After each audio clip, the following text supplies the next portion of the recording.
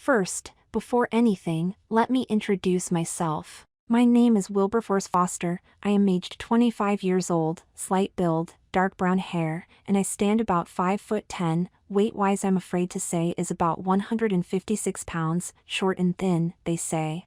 I work as the manager in a footwear shop of a large firm. But I have a secret, whoopee. Yes, you're right, I love dressing in women's clothes. I love the feel, the smell, the tightness, the shape they give you, in fact, everything about what a woman wears I love. Sometimes I wish I was born a woman just so I could wear their clothes all the time.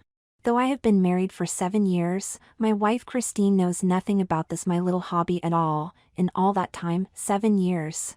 She has never had an inkling about what I do when she is out. That is dressing up in all her finery, wearing her clothes and makeup. It makes me feel really happy and contented when I do this, that is until I have to change back into my drab male clothes again. I really hate it, it puts me on such a low afterwards. Chrissy is the same age as me, 25 years old, she has shorter brown hair than I do, but of course, hers is a more feminine style. Mine is just long. She works as a project manager in one of those big real estate firms. She earns about 3 times the amount of money I do, but it's never bothered me. You could say that I'm a kept man. Ha ha. The stress of me doing my hobby and trying to keep it a secret, but yet in another way hoping she would find out about it and accept it, was causing us many problems, from me being very grouchy most of the time to problems in the bedroom and not paying her much attention as I should have been. Looking back, it was a case of myself first, Chrissy a long way down the list. I decided one day for some unknown reason, I assume it was just stress, insanity or hopefulness, that I would tell her about my hobby, no, not really tell her, face to face, but to leave a clue hoping for my wife to be inquisitive enough to look on my computer, and see what I do when she is not there. On my private computer, I have lots of stories of cross-dressing and transvestism, also about how to apply makeup, how to dress and tuck, and many more things about dressing up. I thought to myself, if when I went to work that day, I accidentally left my computer on, she might be inquisitive enough to have a look. I know it sounds foolish, but it was getting to that point where I could not face her and try to explain everything. I think they call it the coward's way out. So, it was today I decided to go through with it. I didn't give a thought to how she might feel or react when or if she saw all of this. I look back now and realize how selfish I was. The agony I went through that day. Every time my phone rang, I practically died. I thought it was going to be her, but nothing happened. I had no phone calls from her at all. So, I presumed Chrissy had not looked. Privately I was pleased because I had been worrying so much about the outcome if she had looked. At the end of the day I went home, found the computer still on, and nothing had been said or hinted at. So, I turned it off and just put it away as I normally would. Christine, I came downstairs after making the bed. I was not in a particularly good mood as Wilby, as I called him, yet again was not helping me around the house like he promised to many times. His clothes were strewn over the bedroom floor, the shower towels were just left in a heap again on the floor, it was literally starting to wear me down. His moods were up and down like a yo-yo, and of course, I took the brunt of it all. I just could not think what was up with him. Many times, I tried to talk to him about what was worrying him. But all I ever got was a grunt, with him saying nothing, just leave me alone, in a very gruff voice. I saw he had left his computer on. I was just about to close it down when I had an unusual urge just to open it to see what he had been searching for. A wife's prerogative, by the way. I clicked on his favorite pages. Was I in for a shock, and I mean a big shock. It was all about dressing as a woman, how to behave like a woman, how to do your makeup and loads more. I sat down in a bit of a shock, to say the least. What the hell was going on with him? How long had this been going on for? What other secrets was he keeping from me? My mind felt as if it were exploding. What upset me the most was that he had kept it all secret from me, for however long he had been doing it for. All these thoughts kept running through my head. Did he fancy men? Had he been with anyone else, male or female? Who knows? And the lies he must have told me in the past, let alone what future lies he was going to tell me. I just could not believe it. The more I thought about it, the more upset I got, the more questions that I came up with. I was hysterical, mainly because of the lies and secrets he had kept from me. I didn't know what to do. Tears were flowing from my eyes like rivers, but they were tears of anger. I sat there for about half an hour, then I decided the best thing I could do was to telephone my best friend Jane and see what she thought of it all and if she could help me in any way to sort this out some way. Because I had no idea at all how to. I gathered myself together and phoned her. A voice said, "Hello, Chrissy." I started to speak, then I just burst into tears again. "What's up, Chrissy?" she said with panic in her voice. I started to try to explain it all to her, about what I had found when she interrupted me in mid-sentence and said, "Stay there, I will be over in 15 minutes, go and pour yourself a drink, and just sit down and try to relax." Within 10 minutes Jane was over. I showed her the computer with all the sites on it. I said, "I just don't know what to make of it all." Jane is a hard-nosed girl, married twice. One of her husbands passed away with a heart attack, the other cheated, so she threw him out the moment she found out. No second chances with Jane. The same time she found out, she told everybody including his workmates what he had done. The poor man suffered badly. As we looked through it, Jane said, "Yes, I have heard about men who like doing this. So, he likes wearing dresses and I assume everything else that goes with it, does he? Has he got his own clothes stash, or does he wear yours?" Then she said, "I wonder if he wants to be a girl." I replied, "He had better not use my clothes, but I haven't found anything that doesn't belong to me. I really don't know. I know that even in bed I have to do all the work, and that's only when he fancies it." I was sure there was something going on, but I didn't know what. I thought it might be another girl. Jane laughed and said, "Well, you were right in a weird sort of way." I continued, "He doesn't seem interested in me anymore. I feel as if I'm just the housekeeper. And he's a slob around the house as well. I just don't know what to do or even think anymore. It's just getting too much for me, especially his moods. He's not the man I married. And now I know why." "Let me think on it," Jane said. "Just give me a few days, but do not let him know that you have seen his computer. Just act as natural as you can in the circumstances. Just try your best." All three of them I came up the garden path with some trepidation. Had she seen my computer and was waiting for me to come home before she said anything? As I entered the door I was greeted as normal with, "Hello dear, how has work been today?" I smiled and replied, "You know, a humdrum sort of day, nothing special." "That's good," she said. "Dinner will be in about an hour." I hung my coat up and went past my computer to see if it had been moved or switched off. Thankfully, it was still on. So, without drawing too much attention to myself, I casually bent over and switched it off and locked it. As I sat down and read the paper, I noticed that Chrissy looked as if she had tears in her eyes, so I shouted out, "What's up? Are you crying?" "No, it's peeling the onions," she replied. So, without another thought, I went back to my paper.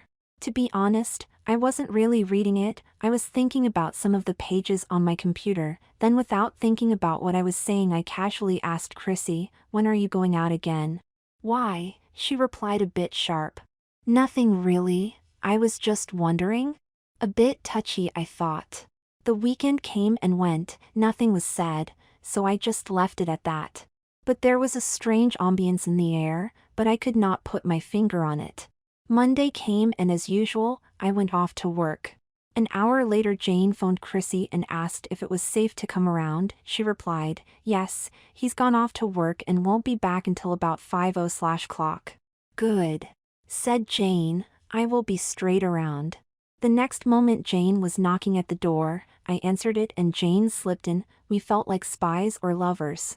We had a few drinks when Jane went to her bag and pulled out these two tiny cameras, saying, "This is how I caught my cheating husband with these." She said, "We will place these in your bedroom. They won't be seen, definitely not by Wilbur. He will probably have other things on his mind. Then next Saturday we will inform him that we are going shopping for the day, leaving him alone, and we won't be back until late.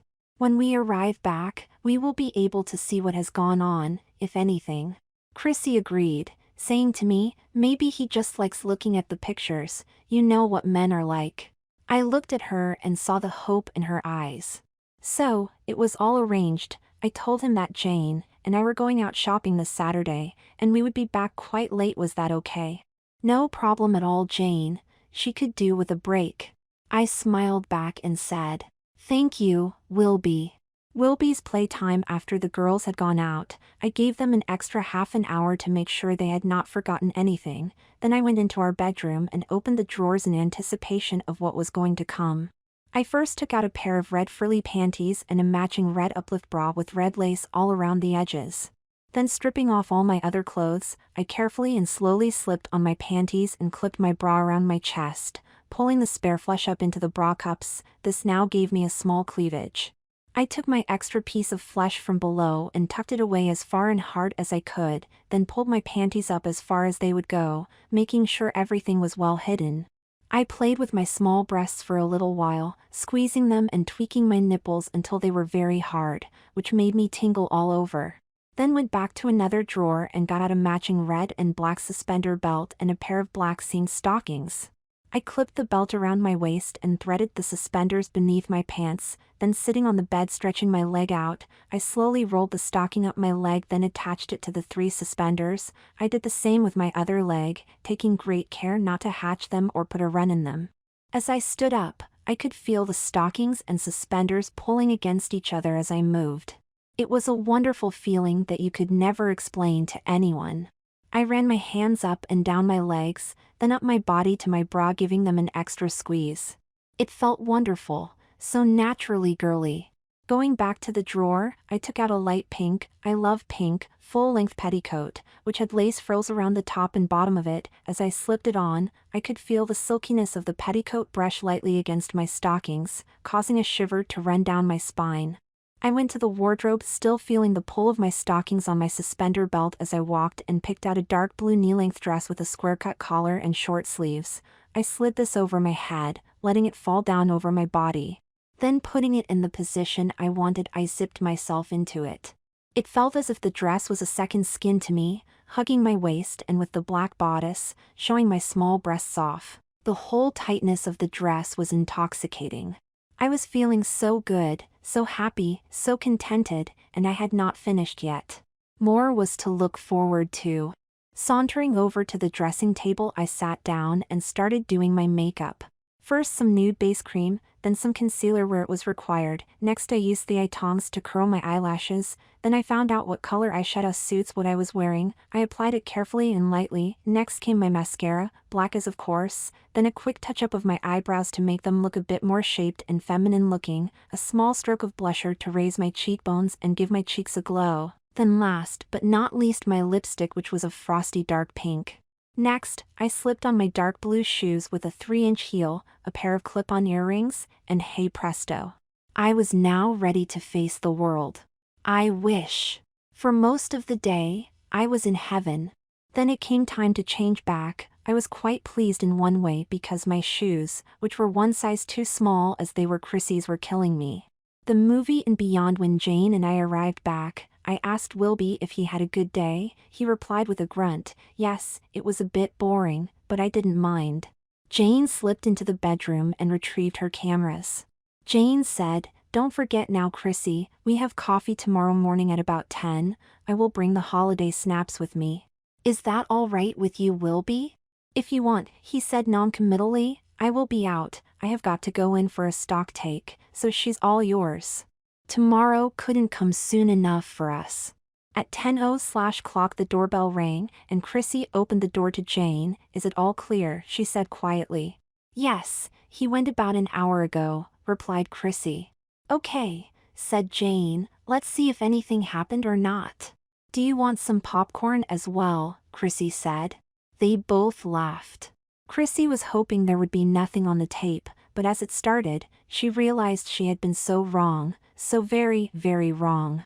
For the next 2 hours, they watched what Wilby had been doing. Chrissy's face was going bright red, with embarrassment and anger. How could he do this to me, not only lying to my face but wearing my clothes, the ones I would wear after he had used them? I will have to wash all my clothes again now in case they have been used. As the tape finished, Chrissy's face just drained of all color. She just sat there dumbstruck about what she had just seen. Jane just kept silent. She too was in shock, the shock of the extent of what he was doing. All Chrissy could mumble was, "He has been lying to me all these years and wearing my clothes as well, and not even washing them before I wore them? I feel as if I want to just pack up all my stuff and leave him." Seeing this as the last straw, Jane asked me a simple question, then that changed the whole situation. It was, "Chrissy, do you still love him?" I looked at her and started breaking down. "I don't know," I said. "Well, that leaves us only one option then," she said, "and that is to teach him a lesson he will never forget." "How can we do that?" "Look," Jane said, "if he likes dressing as a woman, then we should make him dress like one, 24 hours a day, 7 days a week, let him know what it's like to be a full-time woman." I asked, "How on earth are we going to be able to do that? All he has to say is no." "Then what?" "I have thought of a plan. I read it in one of those stories he reads," she said with a big smile on her face. She then explained what it was we were going to do. "He won't do that," I said. Jane replied, "Well, he will have a choice. It will be entirely up to him." I thought about it for a minute, then burst out laughing, saying, "That will pay him back. I think we could have some fun with him as well, don't you, Jane?" She just laughed as well. That week he was like a cat on a hot tin roof. Talk about anticipation. I was trying to continue as normal, but all I could think about was him dressed up in all his finery. I was actually getting excited about the whole thing, strange as it sounds. I knew when I saw the tape, and after I had calmed down, that in many respects he could quite easily pass as a woman. I think that what was getting me excited. I thought of all the places we could take him dressed as a woman, and how he would feel being treated as one 24 hours a day. The week could not pass quick enough for both of us, but for obviously different reasons. Both Jane and I planned out carefully what we were going to do and say, as well as her new name that we would call him her. Looking back, I think we were really enjoying it all. That is the preparation. It was just so much fun for us. Wilby's anticipation and a boo. Saturday came around again. Jane had reset the cameras, and we had both our mobiles with us as well. When Jane came around, I was all ready to go out, so I said to Wilby, "Right, my love, we are going now. Don't forget that we will be back late, so make sure you have a sandwich to keep your strength up." We both tittered, but it was lost on him. He was thinking about other things, I assumed. We said goodbye and left. We gave him a good 2 hours or so before we very quietly sneaked back in, hung our coats up, and crept up the stairs to my bedroom. I slowly peeked around the door, and there she was, all dressed up to the nines. I must admit, I thought she looked really good, much better than she was on the videotape. I pulled my head slowly back in and gave Jane the thumbs up.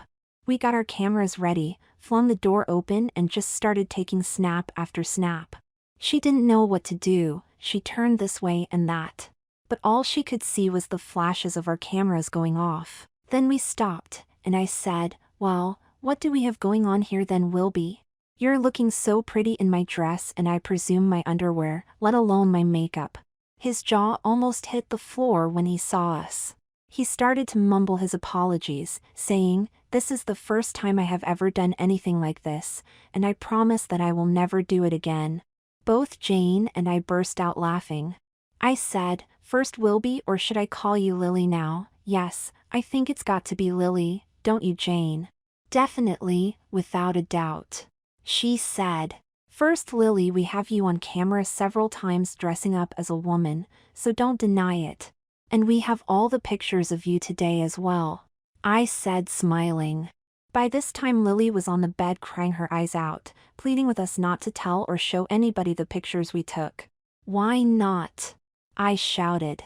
"Everybody will laugh at me, and I will probably lose my job." "Don't worry about that, Lily. If you lose your job, you can work here as my maid, then you can stay dressed as a woman all the time," I said with a big grin on my face. His face went as white as a sheet, then as red as a beetroot. He didn't know what to say or do. It was hilarious. "Come downstairs, Lily, we have a lot to discuss," I said sharply. "Let me change first, please." he said in a pathetic sort of way. No. I shouted, if you want to dress as a woman then you will be treated as a woman and you will damn well dress like one. The look of horror on her face was a picture. The consequences when we were all downstairs, I made Lily go and make us a strong cup of tea, not for her, just for us. She brought it in and placed it on the table. I said to her, stand in front of us here and explain to us, what and why you are dressed in my clothes. Not for the first time as well? She stood there trembling with fear, as she tried to explain that for a very long time, she had always had these urges to dress as a woman and that when she did, it made her feel so relaxed and comfortable, almost as if that was how she was supposed to dress. Both Jane and I had read up on this and understood what she was saying. And I will give her credit for once being honest with me. But that did not excuse her from wearing my clothes and lying to me. Both Jane and I looked at her, we both mentioned how much of a woman she already looked, so we were going to help her finish it all off, by teaching her all about being a woman. She looked at us quizzically, her face was a blank until I said, you will be taking your annual 4 weeks holidays as from this Monday. But, as from now, you will be referred to as Lily, you will also dress as Lily the woman, 24 hours a day, 7 days a week, even wearing panties and a nightie to bed.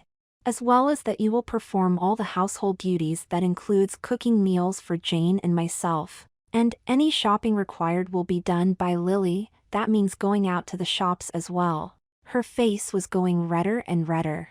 Tears were forming in her eyes. We will also have girls' night out of which you will participate as you're a woman. Or we can forward these photos to everybody we know and put the tapes on Facebook. Jane said, the choice is yours entirely. It is totally up to you, Lily, my sweet. The changing of the man? I mean, what could she really say? As she was standing there I said, first I want you to go and put all your man stuff in these black bags. I don't want to see anything masculine around here at all, not for the next month anyway. I gave him the bags and sent her off to do her first job. Jane and I sat down and finished our cups of tea. When she came down, I asked, is it all in the bag, Lily? Because if it's not, then you will stay dressed longer. Jane took the bag and said, I will hold on to all of this. Then told Lily, go and put this in the boot of my car, here are the keys. I can't go out like this. Lily said, someone might see me. And who is going to notice a woman putting stuff in the boot of her car, so, take it out now. I could Lily starting to sweat and smile to myself. What had come over me? I had never been a domineering type of person, but now I was feeling self-confident, even puffed up a little. Maybe it was the thought of having some power over my life even if it was for a little while. So, why not enjoy it? After she had almost run to the car and back, Lily came back in and returned the keys to Jane. Next, I said, tomorrow Jane and I and you will be going out to buy you some of your own clothes, then you will not have to pilfer mine. You will have your own to wear. Lily said. But I've got nothing to wear tomorrow to go out in, I put in all in those black bags you gave me. Well, since you're wearing my clothes now, you can keep them and wear them out tomorrow. I don't want to wear your used clothes, thank you. Her face went pale, very pale. But I have never been outside dressed before. She whimpered, so, don't draw attention to yourself then, and no one will realize you're a man, Jane said smiling. Lily's face went even paler. Now there are a few things you can do tonight before you go to bed. First get us some dinner, something nice and easy for you I think, say a nice salad. Then it's up to the shower where I want your whole body hair free, and it's to be kept that way just like we girls do. Afterwards, you can put some of my body lotions on, it will make your body much softer and smoother. Last, go to my drawer, you know the one, and get out a pretty nightie and some pretty panties. You can borrow my dressing gown and slippers tonight, then come back down here. Do you understand, Lily? She replied yes. Yes, who? I shouted. Yes, ma'am. She replied quietly. That's better, now go and get our dinner, and don't take too long. After dinner and her shower, she came down in her light blue nightie and matching dressing gown, which made her look even more feminine, plus a pair of my white fluffy slippers. She came in really red face. Both Jane and I said, "Oh Lily, you look ravishing," then blew her a kiss. "You can't sleep with your hair like that, it will look awful in the morning, so come and sit down here." Her hair was shoulder length, now I knew why she liked it kept so long. I got out my old box of small curlers and with Jane's help, put the curlers with clips onto every part of her hair, then we put an old hairnet we found over it. "Now off to bed with you, because you have a long day ahead of you tomorrow, and I hope you're used to walking in those heels because you will be in them for a long time. But don't worry because you will soon get used to wearing even higher ones. Spare bedroom for you from now on please, and I want you ready with full makeup on by 9:00 Jane said.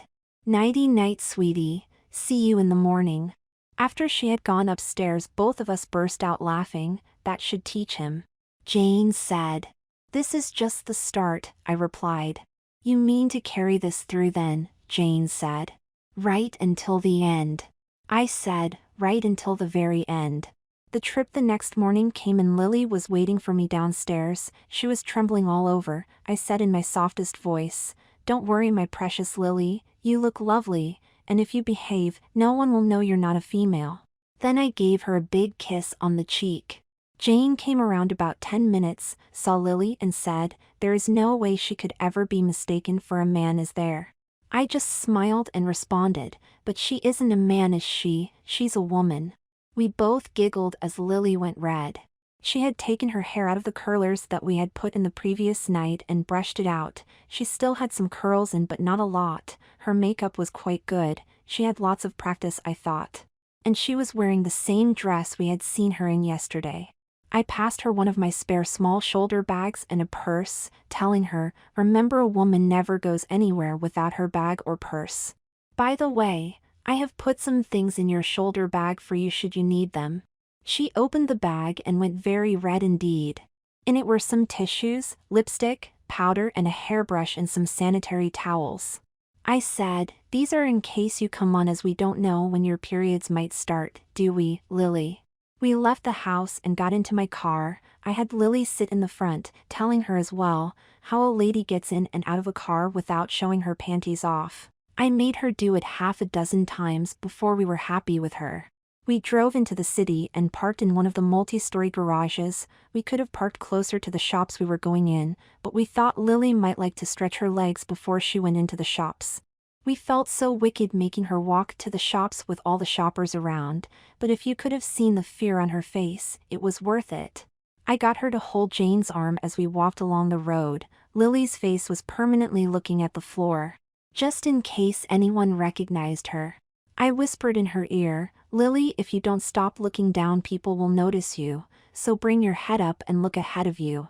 She had to take short steps to keep alongside Jane, which made her walk more feminine.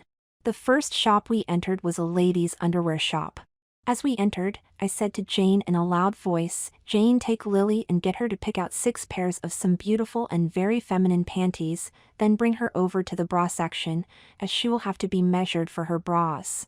I thought Lily was going to collapse, but Jane held her steady, saying with a great big smile on her face, "Don't worry, Lily, all girls have to get measured sometime in their life for the right bra, and yours is now." As she picked out 6 pairs of panties, I went over to one of the manageresses and explained that I wanted her measured for some bras and that in fact, she was really my husband. Would that be a problem? The manageress said, "No madam, we get quite a few women in here with their husbands wanting bras for them. I will see to her myself." When Lily had picked out her panties, Jane brought her over to the bra section. Lily was as white as a sheet by now. The assistant came over and said to Lily, "I believe madam would like a fitting for a bra. If she would come into this cubicle we will get started."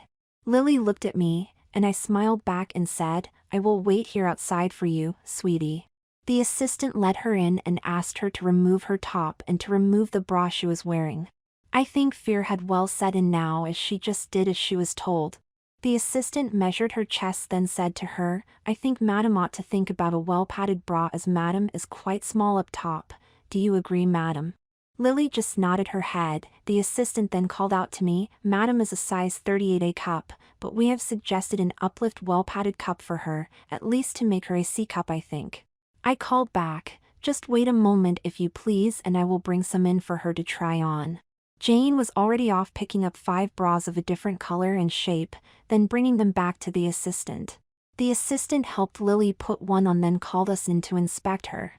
There was Lily stood in her stockings, suspender belt and shoes, now wearing a beautiful well-fitting padded bra, which gave her a wonderful figure, and it was so frilly, and she even had some of her boobs showing at the top. I said, "These type really suit you, Lily, are the nice and comfortably not squashing your boobs at all."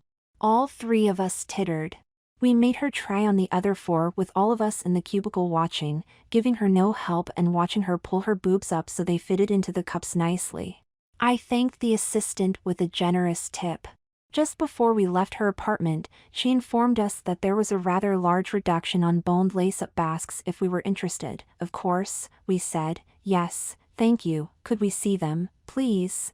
The assistant replied smiling, the same size as Madam had for her bras. We just smiled back. We left her department with 6 pairs of very frilly panties, 5 very frilly again padded bras, 1 red and black basque and 8 pairs of mixed colored stockings.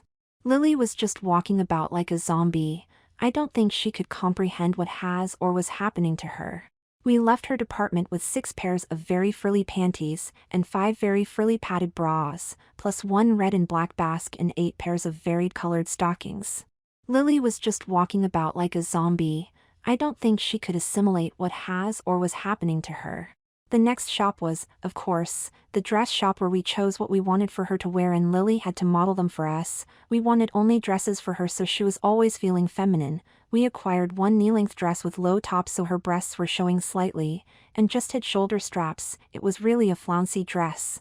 The next one was a pink figure-hugging dress with short sleeves. It was meant to show her curves off and make her feel really feminine. The third one was an everyday aligned small check dress, with half sleeves and a round neckline. We thought this would do her for the time being. Again, she had to try on the dresses and come out and give us a twirl. This carried on until we had the dresses. We thought she would look nice in. Next stop, the shoe shop. We made her try on everything from a 3-inch heel to a 5-inch bootie. It was so funny to see her try to walk in those excessively high heels. We bought 2 pairs of shoes, both with a 4-inch heel. 1 pair the heel was a stiletto, the other just a bit thicker. We didn't want her to comfortable wearing them, did we? By this time, I was starting to complain about my feet and that these shoes were hurting me. The response I got back from Chrissy was, "Well, you should have bought your own shoes, instead of wearing mine. You know that I take a smaller size than you, but that's your problem now, Lily, until we get home." The next 2 shops were not where I ever imagined that we would go. The first was a jeweler to have my ears pierced, not once but 3 times in each ear. I now had 3 jeweled earrings in each ear. The next stop was the hairdresser's, where Jane told me that she had made an appointment for me to have my hair done and a manicure. I started to protest until Chrissy got her phone camera out and said, "The photos and the film are ready to be posted. Would you like me to press the send button now, dearest Lily?" I shook my head and replied, "No, please," in a cringing sort of way. "Okay then, Lily dear, let's get your hair and fingernails done, shall we?" They led me in, like a lamb to the slaughter, and this was only day 1. When I came out, the color of my hair was now blonde with pink streaks in it, and it was cut so feminine that you could not mistake it for anything else than a woman's hair. My nails had been filed and shaped and had been painted a deep red. As we passed a shop window, I looked at my reflection. It was the reflection of a 25-year-old woman. There was no trace of a man there at all, no matter how hard I looked. I was now almost completely a woman, on the outside anyway. The duties if Lily. By the time we got home, my feet were feeling if they were on fire. I went to take my shoes off when Chrissy said very sharply, "And who said you could remove your shoes yet? First, go and make Jane and I a cup of tea. We're gasping for one, aren't we, Jane?" Jane replied, "Definitely." So off I trotted, wincing nearly at every step, and made them their tea. "That's a good girl, Lily. Now you can take all of your new clothes upstairs to your room, put everything away tidy, bring the smaller heeled pair of your new shoes down. Then you may change into them before you start dinner. Now run off quickly, I don't want to be late for dinner." I went upstairs and did as I was told. then I brought my new pair of shoes down. Jane said, "Well, put them on." I did with a great big sigh of relief. "Better now, are we, Lily?" I said, "Yes, thank you." Chrissy said again with that hard voice of hers, "Yes, whom?" I quickly said, "Yes, thank you, ma'am." "There's a good girl," retorted Chrissy. I knew she would remember her manners. I went into the kitchen and got out this really frilly pink apron. Gritting my teeth a little, I put it on and started dinner. I wasn't too bad a cook, not a good one, about average for a man. I looked in the fridge and went back into where the girls were sitting and asked what they would like for lunch. Chrissy said, "Jane, how about steak pie, peas, cauliflower, and mashed potatoes? It's quick and I'm famished." Jane replied, "That seems perfect." "Right, off you go, Lily, and don't be too long cooking it. We will have gravy as well." After dinner, before they allowed me to eat, in the kitchen of course, they told me what my duties were going to be. I had to stand in front of Chrissy and Jane as they read from a list they had prepared. "Wake up ma'am I 6:30 with tea and toast. Make sure ma'am has all her clothes ready to wear, run shower. Clean the house, top to bottom. Do all the washing. Do any ironing if required. Have dinner ready for when ma'am arrives home. She will let you know who is coming for dinner beforehand. Always make sure you are dressed properly with full makeup and hair done." Chrissy remarked, "As you are now a woman, you will appreciate how much we have to do in a day. This will be a normal day for you for at least the next month. At the end of the month, we shall see." My face went white. More than a month, I thought. She must be joking? First 3 weeks or so dressing as a woman and being taken for one. I thought to myself, good thinking there. So with delight for the next 4 days, I relished what I was doing. Miss Chrissy and Miss Jane seemed delighted that I had taken on the role so well. I knocked on the door before entering, waited until I was told to come in, then curtsied to them? Hang on a minute, knocking before entering and curtsying, where the hell did that come from? I was at a total loss. By the 6th day that was a matter of course. I would not dream of not doing it, that was unthinkable. By the 2nd week, I started to wonder if I was a girl thinking she was a boy dressing as a girl. I found it all so confusing. Miss Jane and ma'am took me to one side and explained that I was a girl who had the misfortune to be born with a boy's appendages, that why I was getting so confused. I thanked them and said, "Ma'ams, I would be lost without your help. I am so lucky I have you both to help me. I'm just so silly sometimes, always forgetting things. I don't know how you put up with me." They both smiled and said, "That is no problem at all, Lily. I don't know what has been happening to me, but I am really enjoying staying dressed as a woman all the time. I do everything the ladies ask of me with pleasure. I am learning so much now about being a good housekeeper and maid. I am so happy when I can please them. I don't even think of myself as a proper man anymore. Tonight I am going to ask ma'am if there is anything more I could do to help become a better woman and maid to both of them. Miss Jane has moved in with us now and they are sharing my old bedroom. It's so nice to see them so happy together. I asked ma'am and Miss Jane about helping me to become more of a maid and housekeeper for them. Miss Jane asked me, "Lily, would like to stay as a woman?" I said without any hesitation, "Yes please, Miss Jane, can I?" Ma'am and Miss Jane looked at each other and smiling said, "Lily, you have helped us so much and you are a very good maid, so we will make an appointment at the doctor's for you. If you really want to, you will be able to become a real woman and everything. Would you like that, to be a woman like we are?" I replied with tears in my eyes, "Ma'am, Miss Jane, would you really do that for me?" Jane said, "Lily, just for you, we will help you to become the perfect womanly maid there is." I know they meant it because of what ma'am had spent on me, my new clothes, new uniform, in fact lots of girly things for me. So I decided instead of rebelling or being antagonistic about dressing up, I could spend the next month doing what I had always dreamed about. By the 4th week, I was so happy doing my work for the ladies, cooking and cleaning. I found it such a joy. On Friday they called me into the lounge and as they sat there, I, of course, stood in front of them with my hands in front of me. Miss Jane looked at me and said, "Lily, would you like to become our full-time maid?" It would mean you wearing a new uniform, which would be a proper maid's one with black seam stockings and a white cap and apron. The look on my face said it all. I replied, "Oh, Miss Jane, that would be wonderful. You both are so good to me.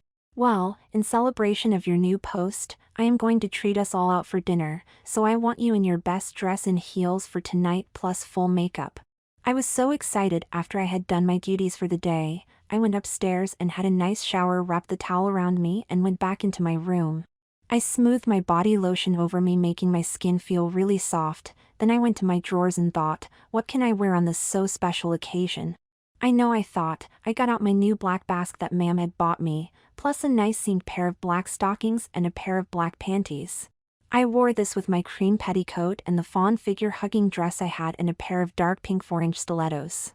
After I had made my face up and put some perfume on, I felt like $1,000,000, as well as sexy as hell. I still wondered why I felt so good. It was an amazing feeling. I went downstairs, and both ladies said how wonderful I looked. They both joked that I had better watch out for the young men when we go out. I giggled. We had a wonderful time, just us 3 girls together. I knew it would end as soon as we got home, and I would be back to just Lily the maid. But I didn't mind at all. I thoroughly enjoy my work as the lady's maid. 3 days later, Miss Jane moved in with ma'am. I think they are in love. I'm so glad for them. Maybe one day I will find someone who I can love. 4 weeks later. I don't know what has been happening to me. I am really enjoying staying dressed as a woman all the time. I do everything the ladies ask of me with pleasure. I am learning so much now about being a good housekeeper and maid. I am so happy when I can please them. I don't even think of myself as a proper man anymore. Tonight I am going to ask ma'am if there is anything more I could do to help me be a better woman and maid to both of them. Miss Jane has moved in with us now, and they are sharing my old bedroom. It's so nice to see them so happy together. 6 weeks later. I asked ma'am and Miss Jane about helping me to become more of a proper maid and housekeeper for them. Miss Jane asked me, Lily would like to stay as a woman then. I said, yes, please Miss Jane, can I? Ma'am and Miss Jane looked at each other and smiling said, Lily, you have helped us so much and you are a very good maid, so we will make an appointment at the doctor's for you. If you really want to, you will be able to become a real woman and everything. Would you like that? To be a woman like we are? I replied with tears in my eyes, Ma'am, Miss Jane, would you really do that for me? Jane said, Lily, just for you, we will help you to become the perfect womanly maid there is. What really happened? From the very first day when we had found out about him and his secret pleasure, Jane and I started to become very close. We had been friends for many years, and we had grown very fond of each other. About 4 months ago, Jane and I were talking about men, when I said, I knew I should have married a woman, they're much better at everything. We both laughed, but the seed was planted in our heads. It was a month later that something happened, and I was crying on Jane's shoulder when I suddenly looked up and saw Jane's inviting lips. I could not stop myself. I kissed her, then she kissed me back, long and hard. It was ecstasy for us both. We realized at that moment we were in love. When we found out about Wilby/Lily, it was a godsend. We decided to make his punishment as we did, but with extras that he didn't know about. Every morning and evening we dosed his drink with female hormones. At night we slipped in a sleeping pill. As soon as he was asleep, we had a recording made to bombard his brain with thoughts of being a woman, wanting to please us, wanting to become our maid, and finally to become a complete woman. This went on for 8 hours a day, 7 days a week. And the result is as you have just read. So a word of warning. Don't wish too hard, otherwise it might, if you're lucky, come true.